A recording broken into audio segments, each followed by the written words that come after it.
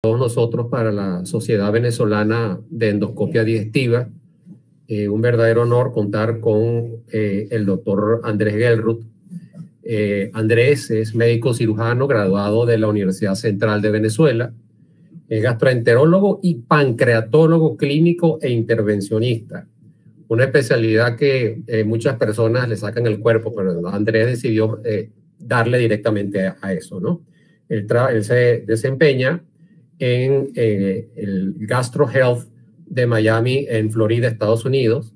Es director del Centro de Enfermedades Pancreáticas en el Miami Center Institute Baptist en South Florida.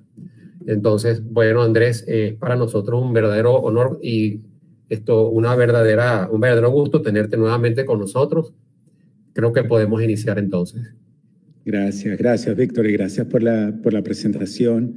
Sí, yo soy venezolano, obviamente, creo que conozco muchísima gente que están escuchando ahorita, aunque no puedo ver los nombres de todo el mundo. Y como tú dices, mira, soy gastroenterólogo y temprano, sobre todo cuando nos dimos cuenta que nos tenemos que quedar aquí en Estados Unidos y queremos aprovechar la oportunidad, me enfoqué en el mundo del páncreas, ¿no? Que es un mundo fascinante, tiene una parte clínica preciosa y tiene una parte terapéutica que también es súper interesante. Y bueno, un honor, un placer estar aquí con ustedes. Lo que me pidió Víctor, y Víctor de nuevo, y José, muchísimas gracias por la invitación. Saben que para mí es un placer y me encanta estar aquí con ustedes. La invitación de hoy es para hablar sobre el tratamiento endoscópico de necrosis pancreática encapsulada. Eso es lo que voy a tratar de hacer esta noche. Estos son mis conflicts of interest.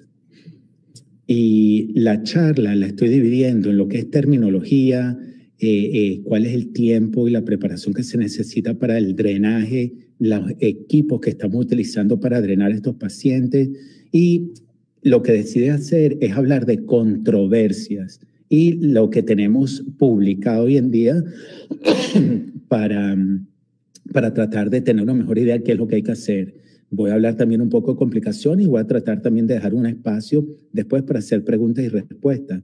La data no me voy a enfocar demasiado en las publicaciones, son las 7:10 de la noche, no quiero que se queden dormidos, así que vamos a más con fotos y videos, ¿ok?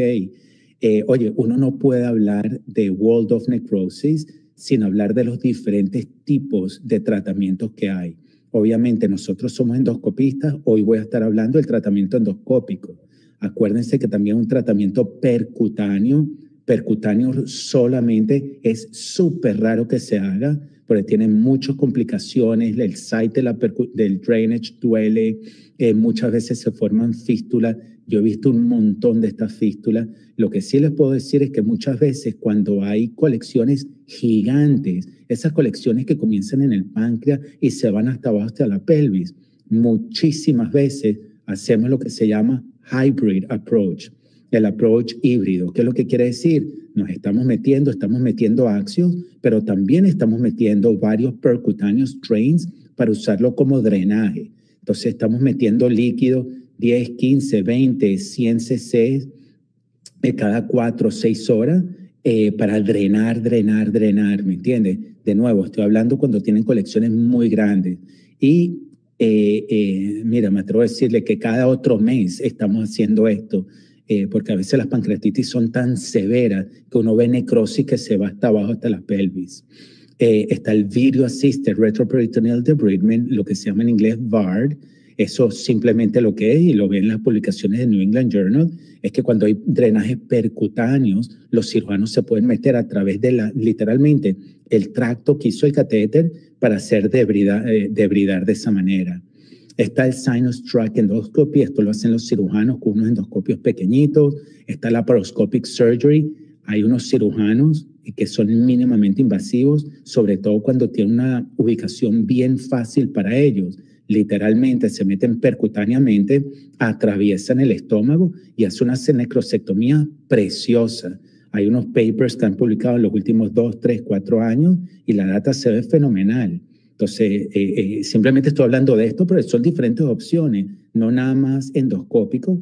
La cuestión es de que endoscópico se ha demostrado que la incidencia de complicaciones es tan baja que yo creo que la mayoría de las partes del mundo nos hemos movido para hacer mucho más toda la parte endoscópica. Hoy en día no, pero me acuerdo que hace varios años la gran cantidad, de la gran mayoría de las necrosectomías que yo hacía me las están refiriendo mis compañeros cirujanos. Se las mandaban a ellos y ellos me decían, no, nosotros no nos vamos a meter aquí, que la haga Andrés, que la haga alguien mínimamente invasivo. Y obviamente está la cirugía abierta.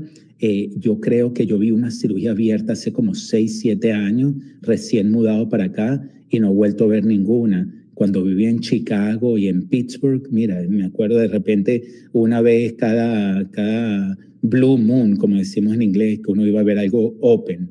Por estos pacientes le va sumamente mal. La gran mayoría de los open que vimos eran pacientes que tenían síndrome compartimental también y había que operarlos de emergencia, que ya venían a donde nosotros sumamente enfermos y la mayoría de estos pacientes eran pacientes referidos. Simplemente lo digo para que lo tengan en cuenta. A ustedes, a las personas que les gusta estar haciendo este tipo de procedimientos, les recomiendo muchísimo que lean este estudio del 2023, Gastrointestinal Endoscopy, que está muy bueno el review sobre el tratamiento endoscópico de World of Necrosis.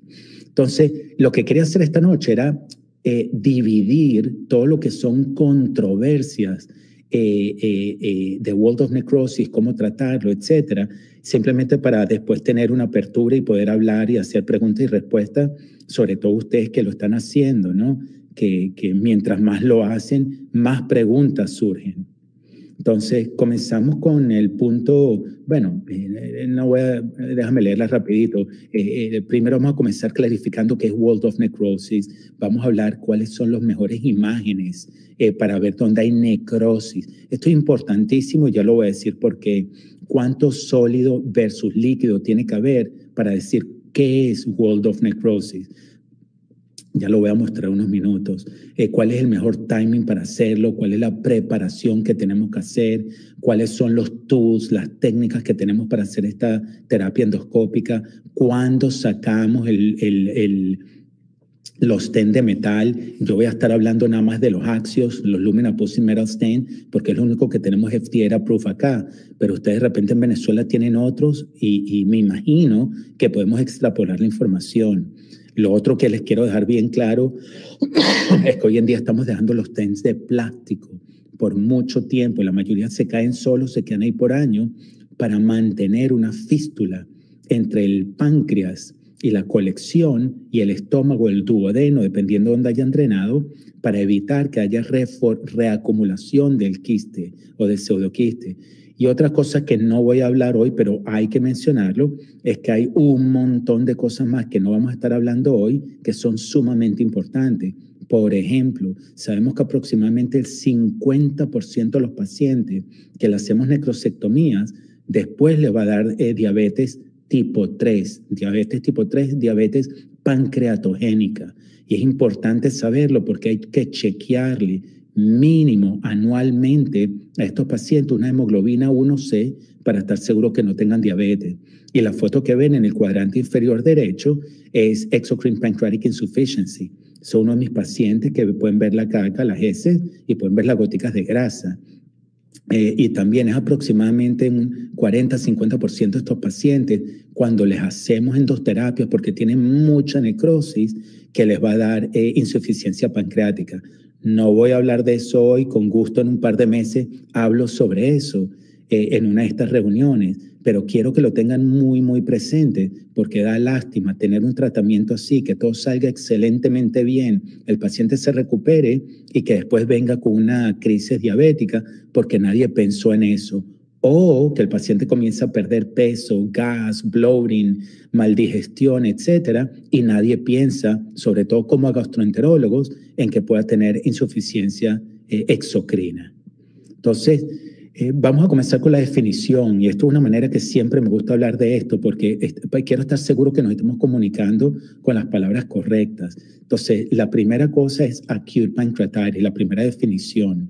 Y como hemos dicho 1000 veces, pancreatitis se define cuando un paciente cumple 2 de las siguientes 3 condiciones. Número 1 es el dolor típico de la pancreatitis. Y de nuevo, el dolor típico de la pancreatitis es que una bomba explotó dentro de la barriga. Eso no es un dolor trivial que uno pasa gas y se te va. Eso no es un dolor de que fue un dolor fortísimo y a la hora se te fue.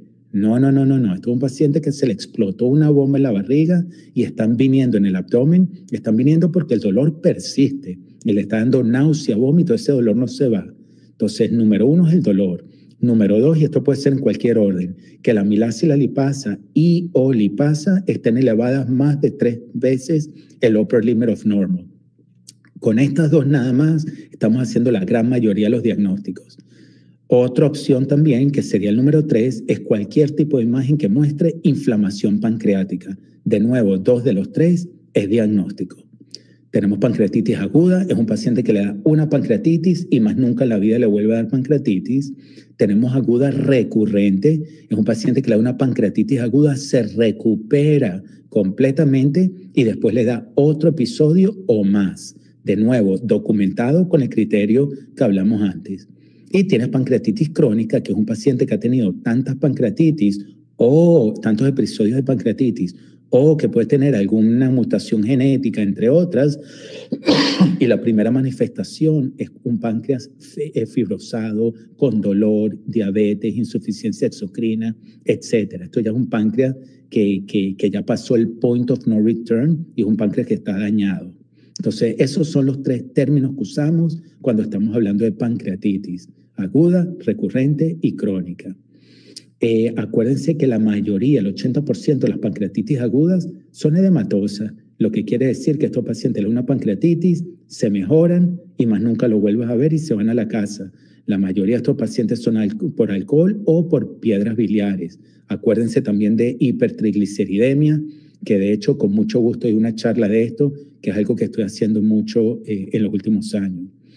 La pancreatitis moderada es el paciente que le da organ failure, ya sea falla cardíaca, renal, etc.